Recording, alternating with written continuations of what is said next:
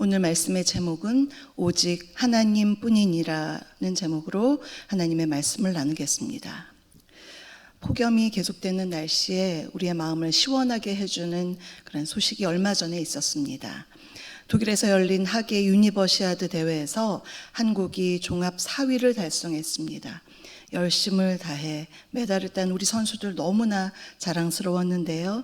특히 이번 대회에서 육상에서의 성과는 우리 국민들에게 정말 놀라움을 안겨주었습니다.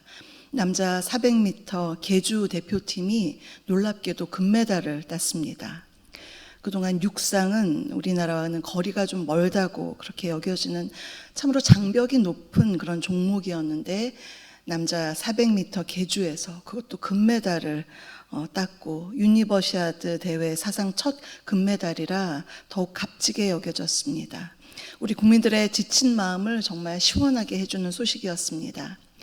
400m 계주 영상은 보면 볼수록 감동입니다. 참가한 4명의 남자 선수들은 지난 1년간 함께 훈련하며 호흡을 맞췄다고 합니다. 그 노력의 결과로 100m 개인 기록을 모은 것보다 넷이 함께 계주로 뛸 때 기록이 점점 더 빨라졌습니다. 그 비결은 서로 잘하는 것을 특화해서 각자의 장점을 최대한 살렸기 때문입니다. 스타트가 좋은 선수를 맨 먼저 뛰게 하고 그 다음으로 200m 긴 구간을 달리는 그것을 잘 달리는 선수를 배치하고 그 다음은 코너에 강한 선수를 뛰게 하고 그리고 마지막으로 골인 지점까지 막판 스퍼트로 기량이 우수한 선수가 뛰면서 좋은 기록을 얻을 수가 있었습니다. 각자 자신의 역량을 최대한 발휘하되 서로 함께 하니까 더 좋은 기록이 났습니다. 시너지가 나고 잠재력이 폭발한 것이죠. 이는 따로 또같이의 그런 표본이라고 할 수가 있습니다. 각자도 훌륭하게 잘하지만 함께 좋은 팀워크를 이룰 때 좋은 결과를 낳은 것입니다.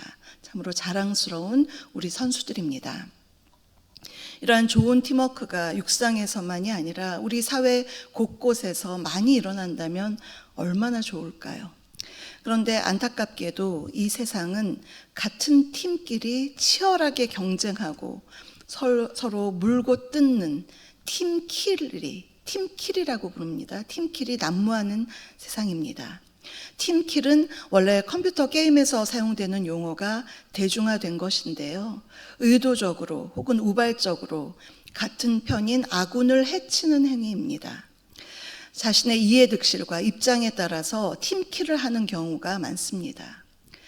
서로 같은 편인 줄 알았는데 알고 보니 같은 편이 아니라 적이었던 것입니다. 이것을 알게 되면 당하는 사람은 얼마나 배신감이 들까요? 그러니 팀킬이 만연한 이 세상에서 좋은 팀워크를 보는 것은 너무나 소중한 일입니다. 예수님이 꿈꾸신 하나님의 나라는 나 혼자만 존재하는 세상이 아니었습니다. 혼자서 아무리 뛰어난 기량을 갖추고 있다 하더라도 서로가 함께 할 때 더욱 의미 있는 것이 하나님 나라입니다. 잘난 사람도 또 약한 사람도 부자도 가난한 사람도 모두 다 하나님 나라에 초대되는 것입니다. 그런 의미에서 이 땅의 교회가 참 소중하죠. 이 교회 안에는 예수 그리스도를 머리로 모시고 다양한 사람들이 함께 모여 있습니다. 다양할 때 오히려 공동체의 가치를 보여줍니다. 누가복음 17장 20절부터 21절에서 바리새인이 예수님께 이렇게 질문했습니다. 하나님의 나라가 어느 때에 임합니까? 라고 물어봤습니다. 그랬더니 주님께서는 하나님의 나라는 볼 수 있게 임하는 것이 아니다. 또 여기 있다 저기 있다라고도 못하리니 하나님의 나라는 너희 안에 있느니라. 여기서 너희 안은요, 너희 마음속에 있다도 의미가 되기는 하지만 오히려 너희들 안에, 너희 중에, 너희 가운데 있다가 더 의미로서는 가깝습니다.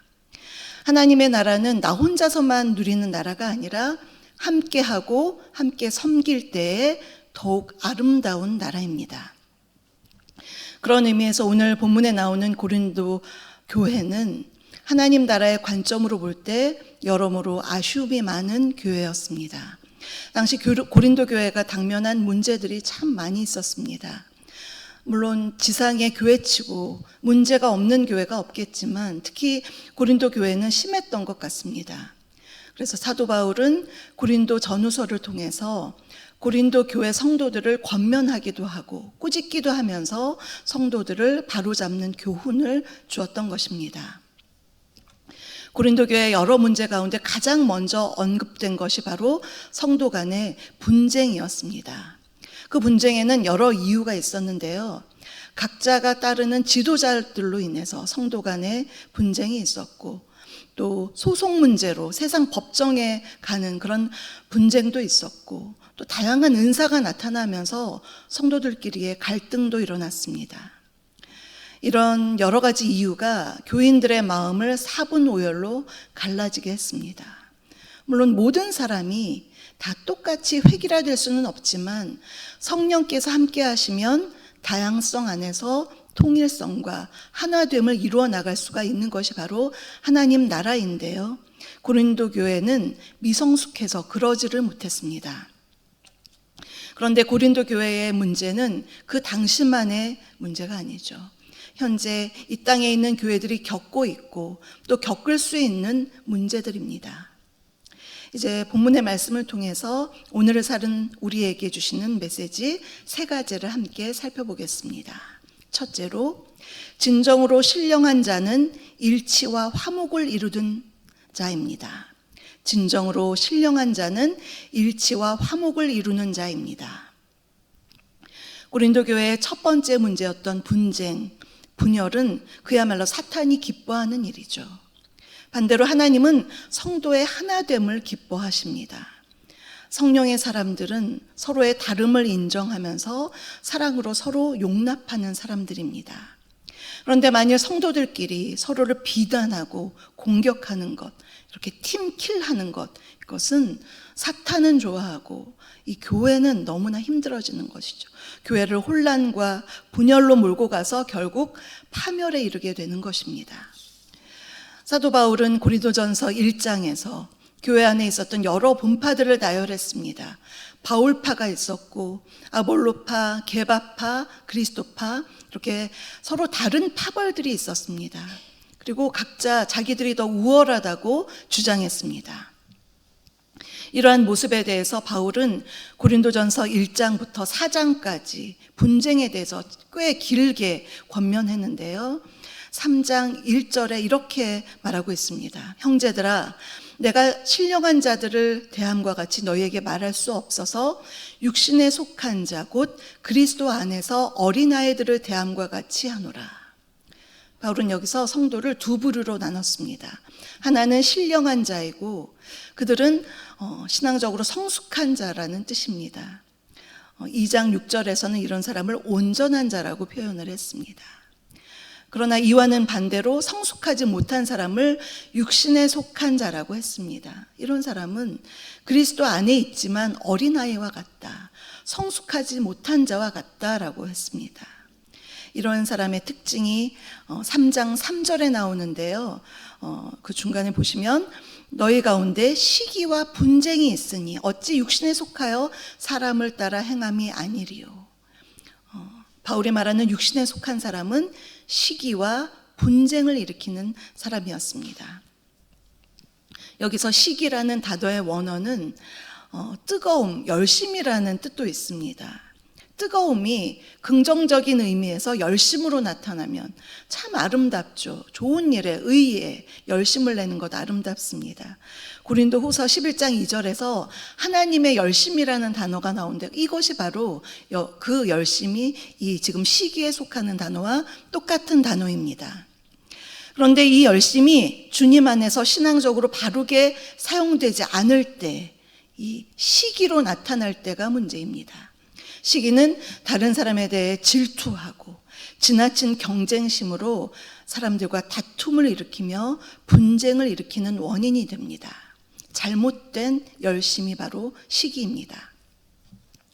바울은 이러한 사람을 사람을 따라 행하는 사람이라고 했습니다. 주님의 제자인 우리는 예수님을 따라 행하고 성령을 따라 행해야 되는데 이렇게 시기하는 사람, 분쟁을 일으키는 사람은 사람을 따라서 행해서 분파를 만드는 사람이라고 했습니다. 그런데 고린도 교회에서만 이러한 일이 일어나는 것은 아니죠. 오늘날 이 땅의 교회들 가운데서도 사람을 따라서 갈라지고 분열되며 찢어지는 교회가 너무나 많이 있습니다. 참 가슴 아픈 일입니다. 교회 분열이 일어나서 서로 미워하기 시작하면 세상 사람들보다 더 무서워집니다. 나만이 옳다, 또 나만 의롭다, 이렇게 잘못된 종교심으로 무장하면 신앙의 이름으로 상대방을 무섭게 정죄합니다. 세상 사람들보다 더 무섭게 행하는 것입니다. 이 모두가 주님을 따르지 않고 성령을 따르지 않고 사람을 따라 행한 결과입니다. 교회사에서 여러 방면에 큰 영향을 끼친 기독교 신학자이며 초대교회 교부가 있었는데요. 바로 성 어거스틴입니다. 그가 히포라는 곳에 주교가 되었을 때 당시 그 지역의 교회는 둘로 쪼개어져 있었습니다. 그런 결과에 이르기까지는 그런 배경이 있었는데요. 주후 303년부터 305년까지 기독교인들은 당시 로마 황제의 치하에서 참 많은 박해를 받았습니다. 황제는 성도들에게 성경책을 바치라, 나에게 바치라, 그런 말도 안 되는 박해를 했습니다. 그때 박해를 견딘 강경파들은 성경을 바치지 않았는데요.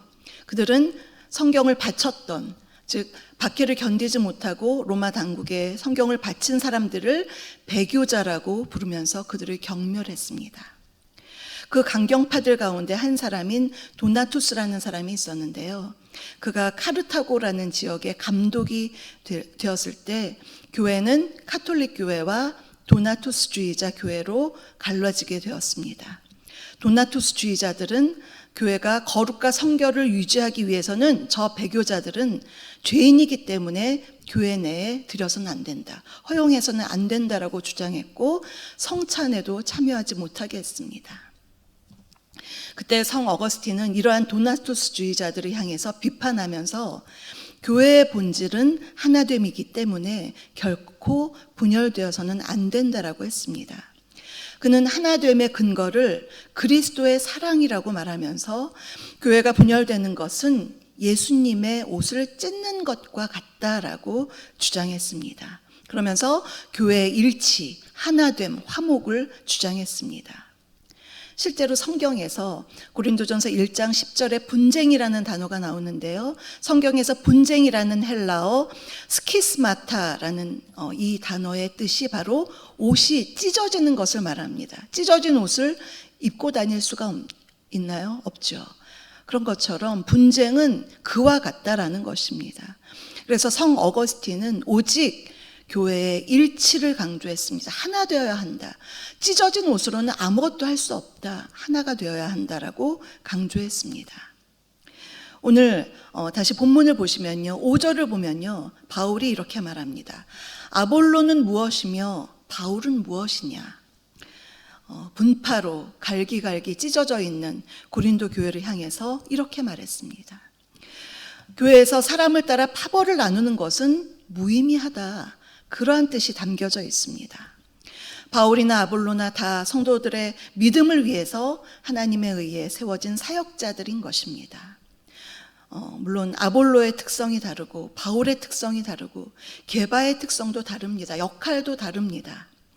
물론 성도들의 입장에서 볼 때는 자기 취향에 맞는 사람이 있을 수는 있습니다. 그러나 그 사역자들은 모두 하나님께서 교회를 위해서 세우신 사역자들이요, 주님과 함께 일하는 동역자들인 것입니다. 그러니 사람 때문에 분열을 조장하고 분쟁하는 것은 하나님 나라의 백성으로서 합당하지 않은 것입니다. 오직 주님의 사람들은 일치와 화목을 추구해야 합니다. 고린도전서 1장 10절에서 이렇게 말씀합니다. 형제들아, 내가 우리 주 예수 그리스도의 이름으로 너희를 권하노니 모두가 같은 말을 하고 너희 가운데 분쟁이 없이 같은 마음과 같은 뜻으로 온전히 합하라. 온전히 합하려면 모두가 그리스도 예수 안에 있을 때 가능합니다. 주님이 진정으로 원하시는 것은 이렇게 그리스도 안에서 같은 말을 하고 같은 마음을 품고 온전히 하나 되던 것입니다. 두 번째로 사역자의 수고를 인정하되 신앙의 대상은 오직 하나님이십니다. 사역자의 수고를 인정하되 신앙의 대상은 오직 하나님이십니다. 본문 6절에서 7절 우리 다시 한번 읽을까요? 6절에서 7절입니다. 나는 심었고 아볼로는 물을 주었을 때 오직 하나님께서 자라나게 하셨나니 그런즉 심는 이나 물 주는 이는 아무것도 아니로되 오직 자라나게 하시는 이는 하나님뿐이니라. 아멘. 바울은 고린도 교회를 개척하고 그들이 주님을 믿도록 복음을 심었습니다. 참 귀한 일을 했습니다. 아볼로는 후에 고린도 교회 성도들을 양육하면서 교회를 더 든든히 세우는 일을 감당했습니다. 몸된 교회를 위해서 수고하는 것 참으로 귀한 일입니다. 그러나 성도들이 신앙으로 자라나도록 궁극적인 은혜를 주시는 분은 바로 하나님이십니다. 가장 중요한 일을 감당하셨죠. 하나님께서 하신 것입니다. 그래서 8절에서 나는 심었고 아볼로는 물을 주었을 때 라고 했습니다. 여기 보면 심다, 또 물을 주다, 이 동사가 참 재밌는데요. 동사는 문법적으로 모두 과거형입니다.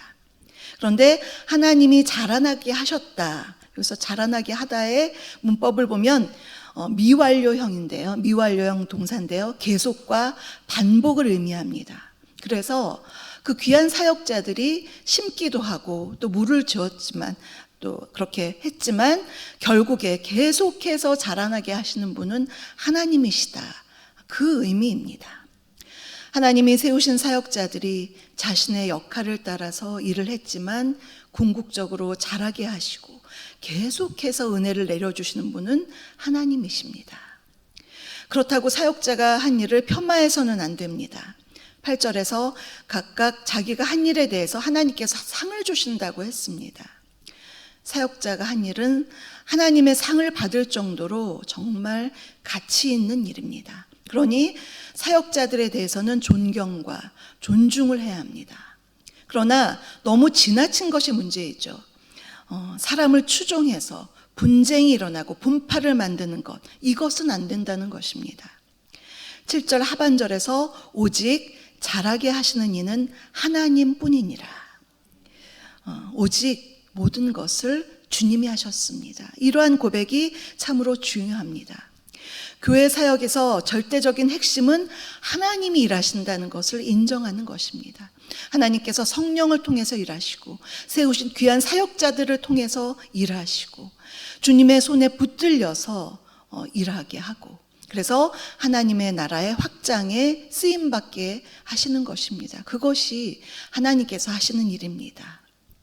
9절을 보시면요. 우리는 하나님의 동역자들이요 너희는 하나님의 밭이요 하나님의 집인이라고 했습니다. 이 9절에서도 가장 중요한 것은 바로 하나님이십니다. 사역하는 사람들은 하나님과 함께 일하는 동역자들이죠. 하나님과도 동역하고 또 사역자들끼리 서로 동역하는 것이죠. 성도는 그 필드예요. 하나님의 밭이요 집입니다. 그래서 사역에 있어서 하나님이 주인이 되시고 오직 하나님만이 모든 것의 공통 분모가 되시는 것, 이것을 온전히 깨닫는다면 교회는 더 이상 분열될 수가 없는 것입니다. 사람 뒤에 줄을 서지 않는 것입니다. 교회는 오직 하나님 나라를 위해서 일하시는 주님을 바라보는 신앙 공동체입니다. 세 번째로 수고한 후에 자신을 낮추는 겸손함이 아름답습니다. 수고한 후에 자신을 낮추는 겸손함이 아름답습니다. 7절에서 바울이 심는 이나 물 주는 이는 아무것도 아니다라고 했습니다. 우리가 이 말씀을 참 깊이 묵상할 필요가 있습니다. 만일 자신의 수고를 지나치게 사람들에게 알리며 말하고 다니면 그 마음에 사탄이 틈을 탑니다. 누군가 나를 인정해주면 어깨가 올라가서 으쓱해지고 교만해지고 인정해주지 않으면 속으로 섭섭해집니다. 왜 이거 몰라주지? 이렇게 섭섭증이 생깁니다. 그러나 오늘의 말씀처럼 나는 아무것도 아닙니다. 나는 무익한 종입니다. 할 일을 했습니다. 이러한 고백이 있을 때 시험에 들지 않습니다. 그리고 작은 열매를 할지라도 너무 감사합니다. 나는 아무것도 한 것도 없는데 주님께서 이러한 열매를 주셨구나. 너무나 감사할 수가 있습니다. 그러면서 오직 모든 영광을 하나님께 돌릴 수가 있는 것입니다. 이럴 때 분파도 생기지 않죠. 사람이 주인이 되고 사람을 따를 때, 추종할 때 분파가 생기지만 하나님이 중심이 되면 이러한 것이 생기지가 않습니다. 사랑하는 성도 여러분, 오늘 우리는 시기와 분열과 분쟁 속에 있었던 고린도 교회 사역자와 성도들의 모습을 통해서 우리가 세 가지 교훈을 함께 살펴보았습니다. 첫째로, 진정으로 신령한 자는 일치와 화목을 이루는 자이고, 두 번째로, 사역자의 수고를 인정하되 신앙의 대상은 오직 하나님뿐이시다. 오직 하나님뿐이니라. 오늘의 제목입니다. 하나님이 모든 것을 다스리고 계시는 분이고, 세 번째로, 수고한 후에 자신을 낮추는 겸손. 나는 아무것도 아닙니다. 주님이 하셨습니다. 그러면서 주님만을 높일 수 있는 그 모습 우리가 함께 살펴보았습니다. 경쟁과 분쟁, 또 팀킬이 만연한 이 세상에서 우리 주사랑교회는 하나님 중심으로 좋은 팀워크 속에서 온전히 하나 되기를 간절히 바랍니다. 사역을 하시는 주의 종들도, 항존 직분자들도, 성도들도 모두가 다 예수 그리스도 안에서 각자 자신의 역할을 잘 하되 시기하거나 질투하지 않고 서로 격려하고 서로를 섬김으로써 아름다운 신앙 공동체를 이루어서 우리 주님의 기쁨이 되시는 우리 주사랑교회가 되기를 주님의 이름으로 축복합니다.